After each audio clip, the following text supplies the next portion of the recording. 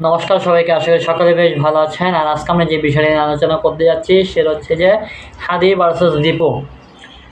আপনারা জানেন হাদিকে হত্যা করা হয়েছে এবং দীপুকে হত্যা করা হয়েছে মিথ্যা ধর্ম অবমাননার দায় দিয়ে, যেটা পরবর্তীতে প্রকাশ হয়েছে এবং দোষীদেরকে অনেকজনকে ধরা হয়েছে।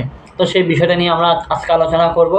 তো আলোচনার আগে যেটা বলতে চাই, আপনারা যারা এখন আমাদের চ্যানেল সাবস্ক্রাইব করেন না, চ্যানেল সাবস্ক্রাইব করে পাশে থেকে বেল আইকনটা অন করবেন। তো আপনারা হয়তো জানেন ইতিমধ্যে কিন্তু বাংলাদেশ সরকার থেকে একটা বিজ্ঞপ্তি প্রকাশ করা হয়েছে। সেই বিজ্ঞপ্তির মধ্যে বলা হয়েছে ওসমান হাদির জন্য 1 কোটি টাকার একটা বরাদ্দ করা হয়েছে এবং তার ভাইকে কিন্তু যুক্তরাষ্ট্র হাই কমিশনারের সহ হাই কমিশনার পদে তাকে নিয়োগ করা হয়েছে। এটা কিন্তু বিজ্ঞপ্তি থেকে বলা হয়েছে এই হাই কমিশনের কথাটা তার ভাইকে, এবং যে 1 কোটি টাকার একটা বরাদ্দ সেটাও কিন্তু প্রকাশ পেয়েছে।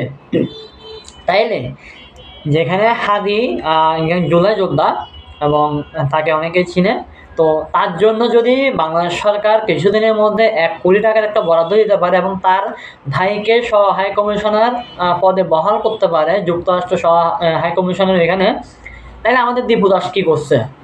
দীপু দাসের পরিবার, দীপু দাসের যে মানে হত্যাকাণ্ড, সেটা তো একদম অন্যায়ভাবে উগ্রপন্থীরা তাকে জ্বালিয়ে দিয়েছিল মিথ্যা ধর্মাবলম্বনের নাম দিয়ে। কিন্তু আমরা দেখতে পাচ্ছি দীপু দাসের জন্য কোনো রকম ব্যবস্থা নাই। সরকার আশ্বাস দিয়েছিল, সে আশ্বাসে চলে যাচ্ছে দিন। তার কোনো যে আশ্বাসটা দিয়েছিল তার কোনো কার্যকর ব্যবস্থা আমরা দেখতে পাচ্ছি না। তার মানে কি আমরা বলতে পারি যে বাংলাদেশের যে সরকার, বাংলাদেশ যে সরকার সেটা হিন্দু বিরোধী বা হিন্দুদের নামমাত্র সহায়তার কথা বলছে, নাকি সব কিছু এখন জুলাই যোদ্ধা দেয় বাংলাদেশ আরেক মানুষ নেই, নাকি আমরা হিন্দুরা, আমরা সংখ্যালঘুরা এখানে পানির জলে ভেসে আসছে? বাংলাদেশের যেটা চলতেছে আসলে সেটা বলার মতো না। প্রত্যেকটা জায়গায় জুলাই যোদ্ধাদের জন্য আলাদা কিছু থাকছে, কিন্তু বাংলাদেশ হিন্দু সম্প্রদায় যখন, সংখ্যালঘু সম্প্রদায় যখন আক্রান্ত হচ্ছে, তার জন্য কোনো দীর্ঘমেয়াদী ব্যবস্থা বা কার্যকর ব্যবস্থা আমরা দেখতেছি না।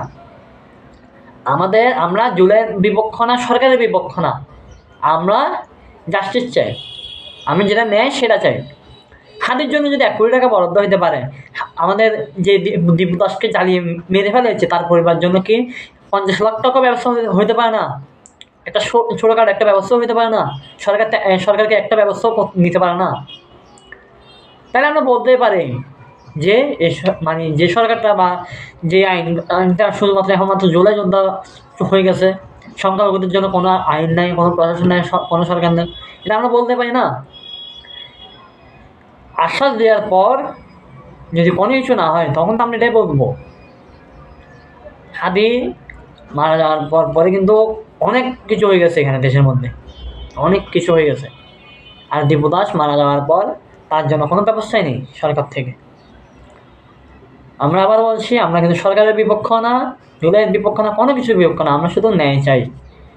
দীপু দাসের সাথে যে ঘটনা করছে সেটা ন্যায় চাই, এবং তার পরিবারের জন্য, তার সন্তানের জন্য, যে ছোটো যে তার সন্তানগুলা, তাদের জন্য একটা ব্যবস্থা চাই। আমরা সরকারের একটা কার্যকর ব্যবস্থা চাই, শুধু নামমাত্র সহায়তা না।